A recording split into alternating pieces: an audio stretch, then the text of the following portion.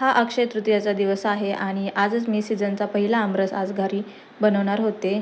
तसे तर आमरस बनवण्याच्या बऱ्याच पद्धती आहे, पण त्यापैकी मला ही पद्धत खूप सोपी आणि सेफ पण वाटते. कारण बऱ्याचदा काय होतं की आंबे बाहेरून तर खूप चांगले दिसतात, पण आतमधून खराब निघतात. त्यामुळे या पद्धतीनेच मी नेहमी आमरस बनवत असते. तर काय करायचं, आंबे स्वच्छ धुवून घेऊन त्याच्यावरचं साल काढून घ्यायचे चाकूच्या साहाय्याने. आणि या पद्धतीमध्ये आंब्याचा गर जरासुद्धा वायाला जात नाही.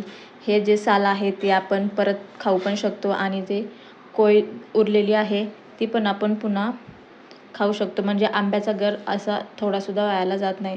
तर इथे मी सगळे आंब्याचे साल काढून घेतले होते आणि जी आपली पुरणाची जाळी असते त्यावर असे गोल गोल फिरवत आंब्याचा रस म्हणजे आंब्याचा गर काढून घ्यायचा आणि या पद्धतीने गर एकदम मऊसूत आणि जे धागेदोरे म्हणजे आंब्याचे जे केस वगैरे असतात ते अजिबात लागत नाही आमरस पिताना. ते इथे घट्टसर असं आंब्याचा गर काढून झाला होता आणि जे कोय उरले ते आपण पुन्हा चोखून खाऊ पण शकतो.